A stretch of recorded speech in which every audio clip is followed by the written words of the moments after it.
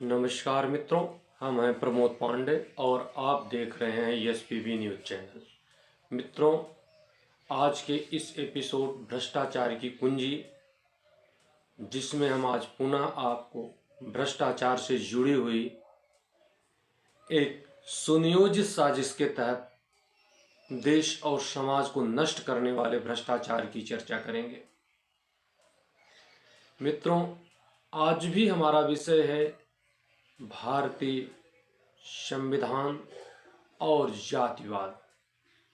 Part 2 में हम आज आपको पुनः बताएंगे कैसे जातिवाद के आधार पे देश को नष्ट करने की व्यवस्था की जा रही है। जो लोग संविधान की दुहाई देते हैं वे ही संविधान को कैसे कुचलते हैं। मित्रों, आज हम चर्चा करेंगे, सबसे पहले हम राजनीति में चर्चा करेंगे आज अपने यशस्वी प्रधानमंत्री श्री नरेंद्र मोदी जी का। मित्रों, सत्ता में आने के बाद निश्चित तौर पे देश प्रगति किया है। अंतर्राष्ट्रीय समुदाय में देश की छवि बढ़ी है। आर्थिक और सामाजिक क्षेत्र में भी काफ़ी कुछ प्रगति हुआ है। विदेश नीतियां बहुत ही बेहतर रही हैं। आज भारत आंख में आंख मिलाकर बात करता है। आज भारत पर अगर पठानकोट होता है तो ऑपरेशन सिंदूर भी होता है। आज सेना के पास साजो सामान और हथियार की भी कमी नहीं है। इस बात का श्रेय भी हम माननीय प्रधानमंत्री नरेंद्र मोदी जी को देंगे। लेकिन मित्रों, हम याद दिलाना चाहेंगे 2014 में जब भाजपा की सरकार बनी, भारतीय जनता पार्टी में उस पार्टी के संस्थापक और अपने खून पसीनों से परिश्रम से सींचकर इस आंदोलन तक को यहाँ तक पहुँचाने वाले कई वरिष्ठ नेता, लाल कृष्ण आडवाणी, मुरली मनोहर जोशी जैसे व्यक्तियों को बाहर करने के लिए पार्टी का एक संविधान बनाया गया, जिसमें इन लोगों को मार्गदर्शक मंडली में डाल दिया गया। यानी इनकी अब राजनीति करने की अवस्था खत्म हो गई। युवाओं को मौका मिलना चाहिए, जिसमें प्रधानमंत्री नरेंद्र मोदी और अमित शाह जी को भरपूर मौका मिला।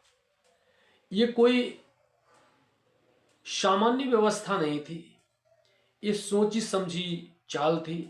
ब्राह्मण समाज को नष्ट करने के लिए ये सुनियोजित षड्यंत्र था, जिसे हम लोगों ने समझ नहीं पाए और उन लोगों को मार्गदर्शन मंडल में डाल दिया गया। जितने सवर्ण नेता थे उनको इस आधार पे जो विरोध कर सकते थे, जो सत्ता के शिखर तक पहुंचने की क्षमता रखते थे, उनको इसी तरह से धीरे धीरे करके किनारे कर दिया गया और फिर सवर्ण विरोधी कार्य प्रारंभ हो गए।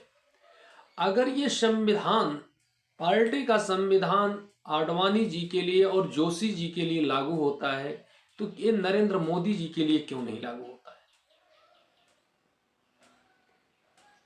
इस पर हमारे एक मित्र ने जवाब भी दिया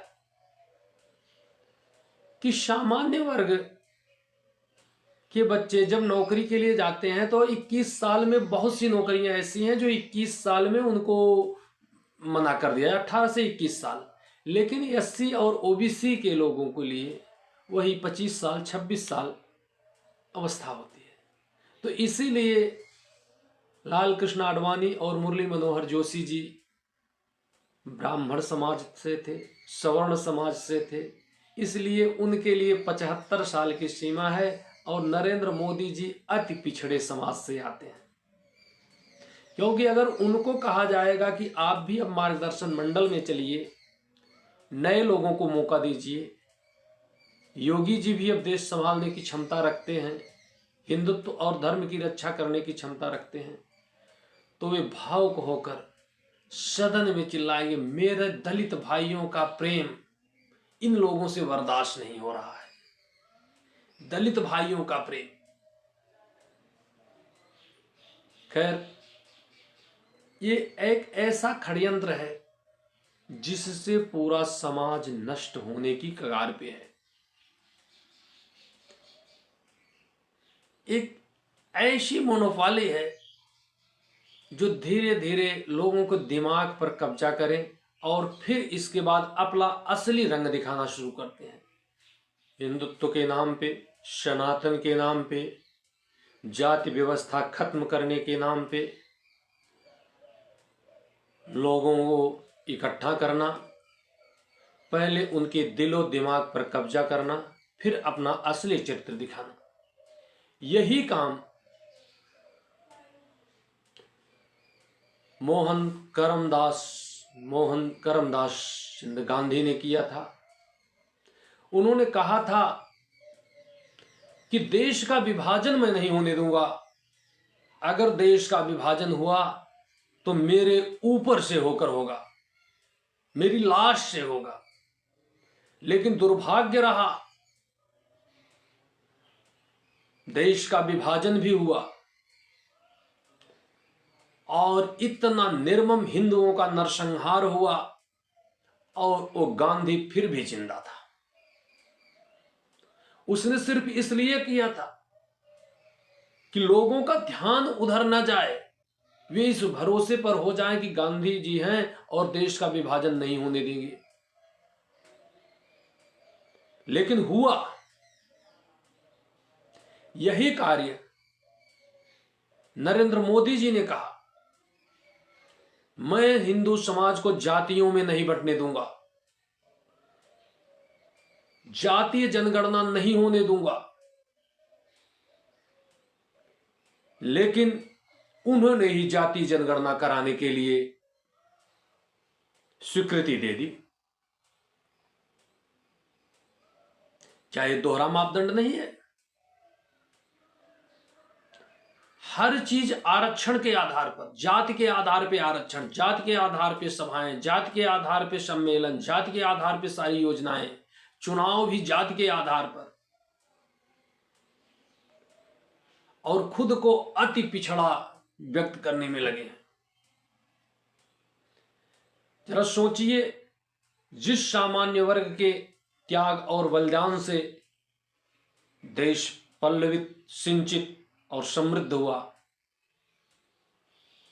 उस समय भी उन महान क्रांतिकारियों ने इस सपना देखा था कि हमारा देश आजाद हो रहा है, हम एकता से, अमन और चैन के साथ रहेंगे। लेकिन जरा कल्पना कीजिए, जब लाखों लाखों लोगों की लाशें कट के ट्रेनों में आने लगी, एक रात में उन्हें पता चला कि वो आजाद भारत में नहीं है, अपनी पूर्वजों की अर्जित संपत्तियों को भी छोड़ना पड़ा और कट कट के लाशें ट्रेनों की बोगियों में आई। जिन समाज ने देश को आजाद कराने में योगदान दिया, ठीक आज वही चीजें हो रही है। जिस समाज ने देश और राष्ट्र के निर्माण में योगदान दिया, उसे नष्ट करने के लिए फिर यही जातीय व्यवस्था। हम इस पे जाति पर क्या आरक्षण में व्यवस्थाएं चर्चा करेंगे तो बहुत समय लगेगा, अगले अंक में हम प्रमाण के साथ देंगे। लेकिन आज यही बातें सिर्फ मैं जानना चाहता हूं और मोदी जी से प्रश्न करना चाहता हूं कि आप मार्गदर्शन मंडल में कब जाएंगे? क्या आप भी अति पिछड़ा होने की वजह से अब भी आरक्षण लेंगे 5 साल का वेटेज? आपने बहुत सम्मान अर्जित कर लिया, बहुत सामान्य वर्ग के दिलों पर राज कर लिया। अब आप भी मार्गदर्शन में चले जाइए, मार्गदर्शन मंडल में। ये मौका योगी जी या अन्य किसी, शिवराज चौहान जी हैं, मोदी जी हैं, देवेंद्र फडणवीस जी हैं, ऐसे तमाम लोग हैं जो सत्ता को संभालने की सामर्थ्य रखते हैं। अब आप मार्गदर्शन मंडल में चले जाएं। ऐसा न हो कि आप जो लोगों को दिलों में राज करते हैं उन निकाल करके बाहर कर दिए जाएं। देश की व्यवस्था भी उन आताताइयों के हाथ में फिर से चली जाए जिनसे लेकर के आपको सत्ता में बैठाया गया था, जो राष्ट्र विरोधी, धर्म विरोधी, नैतिकता विरोधी कार्य करते थे, उनसे ऊब कर लोगों ने भारतीय जनता पार्टी को चुना था। लेकिन आज फिर आप उसी रास्ते पे ले जा रहे हैं। इसलिए आपसे भी निवेदन है, पूरे हिंदुस्तान का, पूरे सनातनी समाज का, कि आप मार्गदर्शन मंडल में चले जाएं और लोगों को मौका दे दें। देश की समृद्धि, देश के विकास तभी संभव है जब सनातन में भाईचारा बना रहे। लेकिन आप उस पर कुठाराघात करके उसे नष्ट करने का प्रयास कर रहे हैं। इसलिए माननीय मोदी जी, हम आपसे निवेदन करेंगे, अब भी आप मार्गदर्शन मंडल में चले जाइए। और भाजपा में बहुत से ऐसे लोग हैं जो सत्ता और शासन को संभालने की क्षमता रखते हैं, अन्यथा सामान्य वर्ग के लोगों को अपने विकल्प की तलाश करना पड़ेगा। अब उस समय नहीं है जब गांधी युग चलेगा, लोगों को गुमराह करोगे। अब सोशल मीडिया से लेकर के तमाम इलेक्ट्रॉनिक साधन हैं जो लोगों तक लोगों की भावनाओं को पहुंचा देंगे। ऐसा न हो कि एक नई क्रांति पुनः जन्म ले। इसलिए आपसे फिर से निवेदन है कि आप अब सत्ता छोड़ दीजिए। आज के इस अंक में इतना ही। अगले अंक में हम जातिवाद के जहर किस तरह से समाज में घोलकर नफरत फैलाई जा रही है उस पर प्रकाश डालेंगे। तब तक के लिए जय हिंद, जय माँ भारत, वंदे मातरम।